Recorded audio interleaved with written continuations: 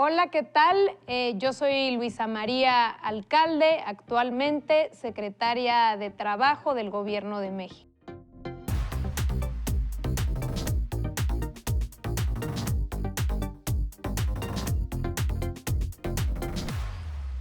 Luisa María Alcalde Luján, porque siempre hay que decir el nombre de la madre, ¿no? El apellido de la Así madre. es. Estuviste muchísimo tiempo en la oposición. ¿Cómo es estar ahora en el poder? Muy distinto. Yo, digamos, durante la época de oposición me tocaron momentos interesantísimos. Primero en la construcción de este movimiento que hoy es partido político, que es Morena. Después en la Cámara de Diputados, en un momento, pues, quizá muy emblemático, porque es el inicio, es cuando sale Peña Nieto, cuando sale Calderón y empieza Peña Nieto, es cuando se dan las, digamos, todas estas políticas y reformas estructurales.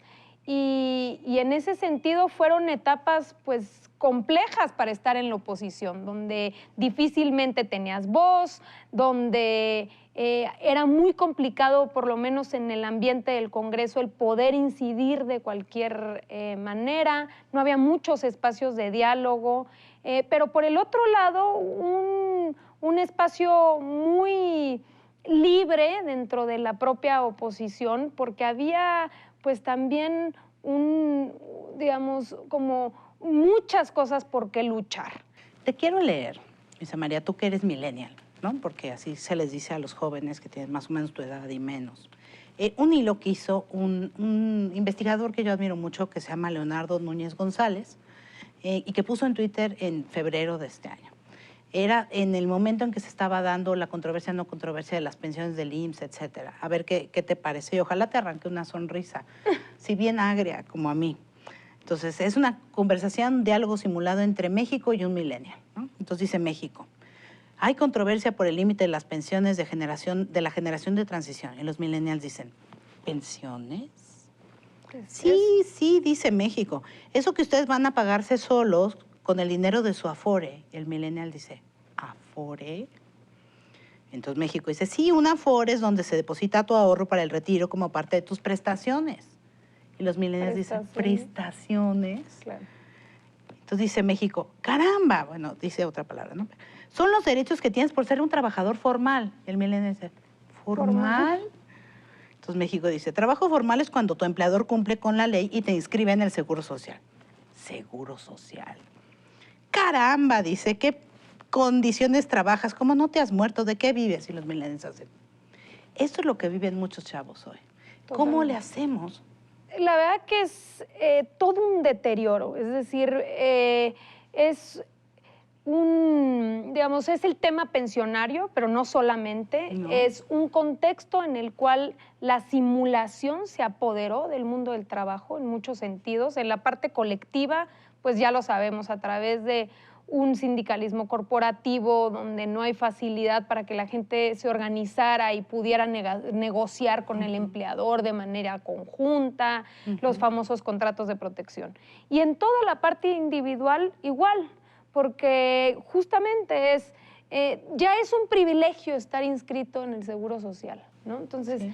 Pero de eso todavía tenemos que sumarle que de los que están inscritos, la enorme mayoría, como digo yo, se ha vuelto un deporte nacional, que los inscriban por debajo de lo que ganan. ¿Que es el outsourcing o cómo se dice en español? Pues la esto subcontratación, se ¿no? vincula. Esto sí. En realidad es, incluso en subcontratación o no, es muy común que lo que suceda es que te paguen por fuera una parte de tu salario y que te inscriban con salario mínimo. Sí. Para poder pagar. Si es que te inscriben. Si es que te inscriben.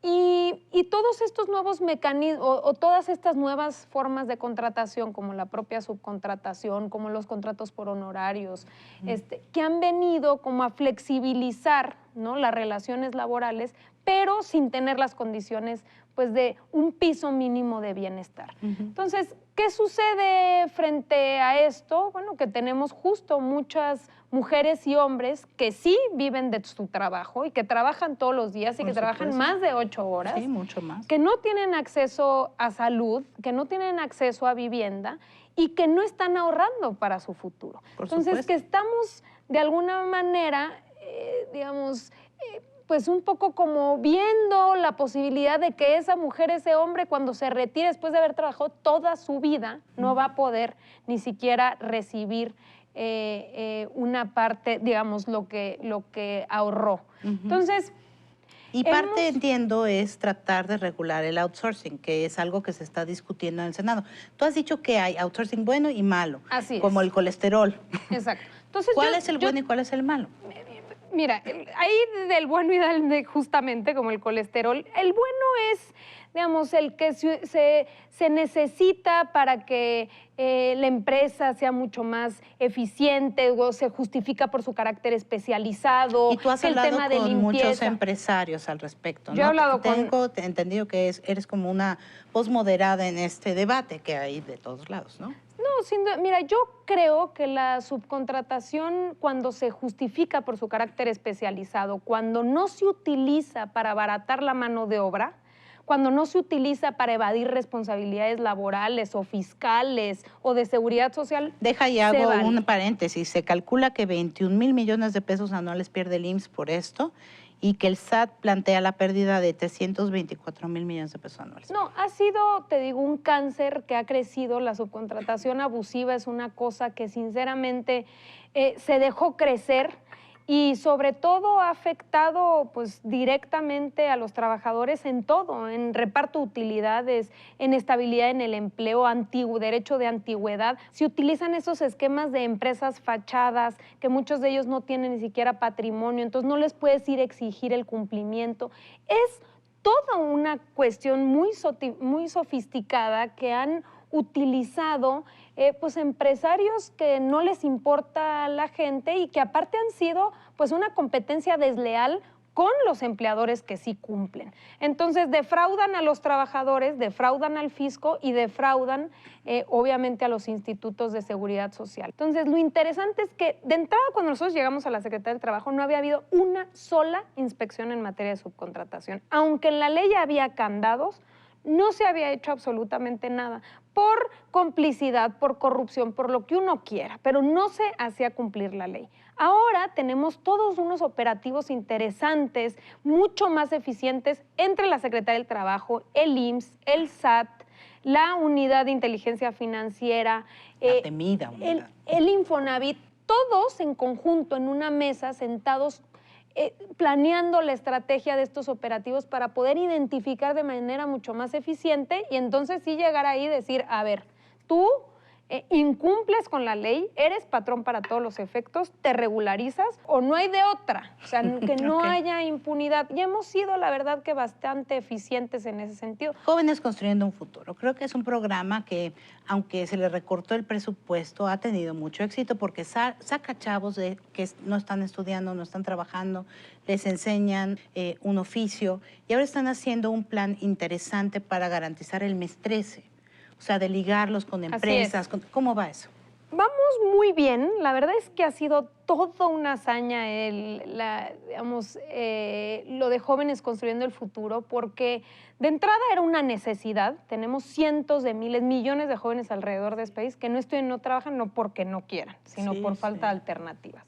Entonces, ahí está la necesidad, ahí están los jóvenes, ahí están su esfuerzo, sus ganas y el querer hacer algo. Y luego hay muchas unidades económicas, o sea, desde las más pequeñitas, el carpintero, el campesino, hasta las empresas transnacionales, medianas, de muchas más. Entonces, ¿qué es lo que estamos haciendo? Haciendo este encuentro, ¿no? Que los centros de trabajo reciben a los jóvenes, los forman durante un año y reciben una beca que, por cierto, ya aumentó de 3,600 a 3,748, que es el salario mínimo. Tenemos más de 180,000 centros de trabajo que participan en el programa.